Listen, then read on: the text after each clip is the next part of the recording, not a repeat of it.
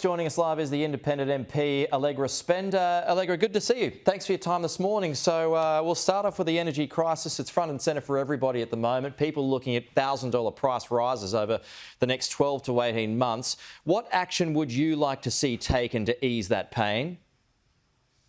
Look, I think the government has a range of options. I think they should, be threatening the gas companies with a windfall profit tax, because I think that would focus the gas companies' mind in terms of what they can do on this.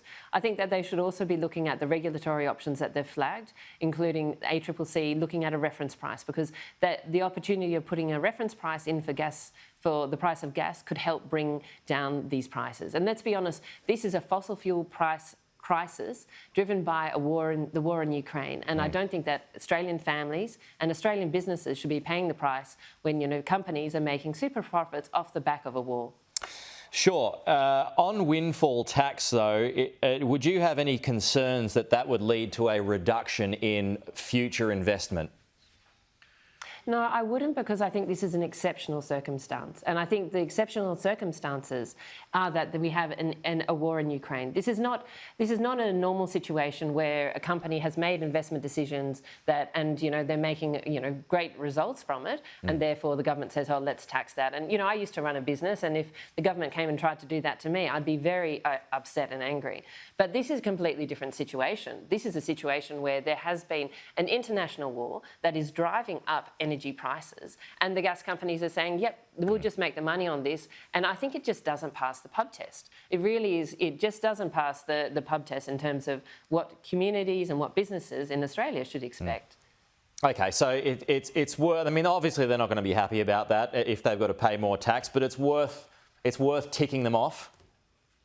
Look, I think it's worth having that as the stick. I honestly think, maybe we can get there through regulation, but I think the government, we've had 4 months of this. We knew that this was coming, and, the government, by saying, oh, we're not going to do this, I think gives the gas companies much more comfort that they don't need to do anything either. So I think if you have a stronger threat, you actually have a better negotiating power, and that's what I think the government needs. Okay, so with that in mind, Allegra, that recently negotiated heads of agreement, it didn't tackle prices. So in your view, was that a fail?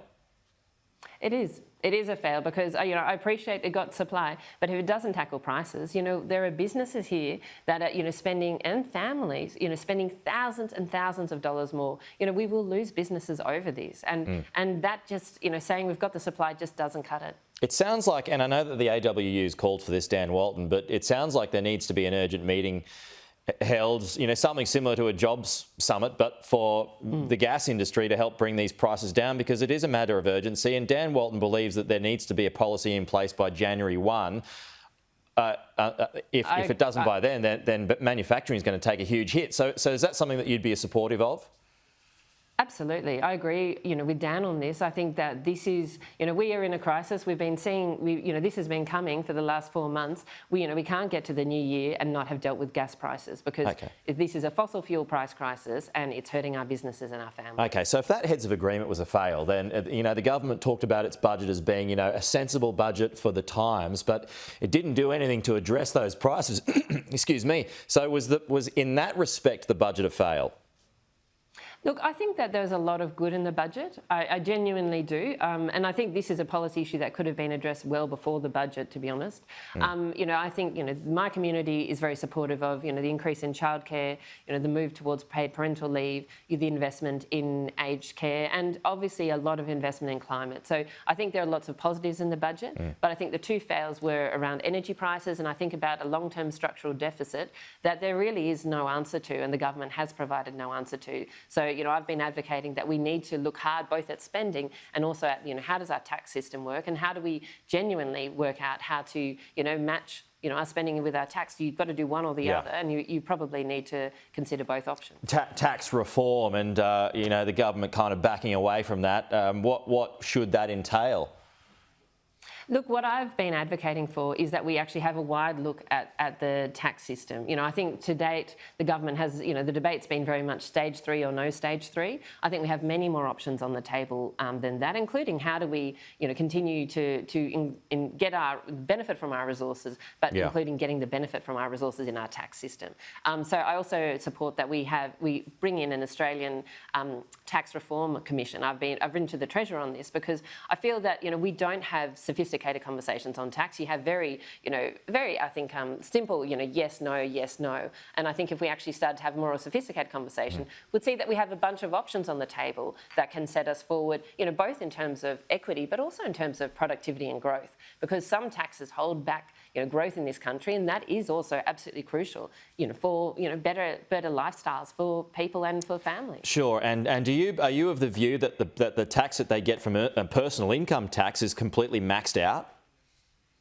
Look, I think we're one of the highest in the OECD in terms of income tax and in terms of company tax. So we need to I am very concerned to say, oh, let's just push more and more and more on workers. I think we actually need to consider a range of more options, and as I said, resourcing tax is part of that. I personally believe in a price on carbon, and there are a bunch of different ways that we could set up our tax system in the future that is better for equity, but also better for growth, and growth is crucial. Just back on carbon there, you brought that up, and I thought to ask, coal basically saved this budget with the huge windfall that the budget received, some $100 billion that we've got from resources.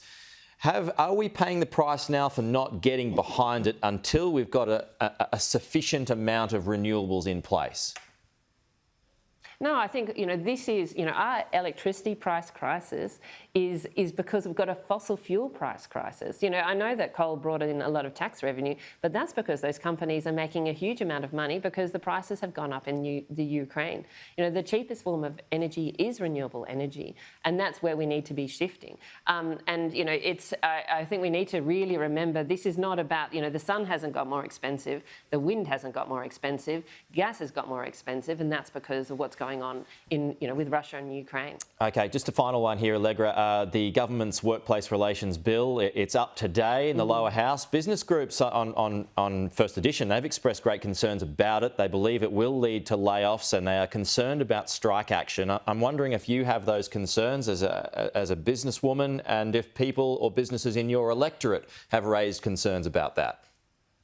Look, absolutely. I've been speaking to a number of businesses in my electorate, and there is real concern about this. We haven't seen the detail of the legislation. It's going to come up just in an hour or so. Sure. But my community is a very business-focused community, and they want to see wage growth, but they want to see wage growth that's underpinned by productivity. The business community I work with say, look, we need to fix the awards because the awards are so complicated that some businesses I talk to are having 2 people audit their accounts just to make sure that they have paid everyone right because the awards are so complicated.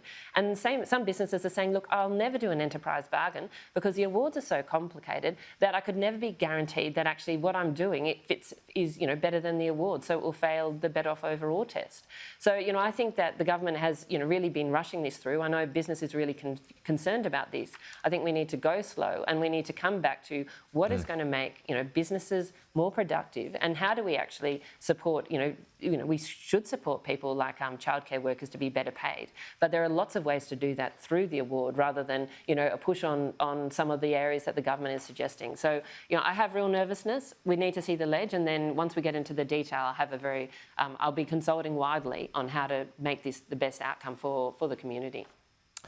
Allegra Spender, appreciate your time there, the MP for Wentworth. Thank you so much for your time, and we'll talk to you again soon.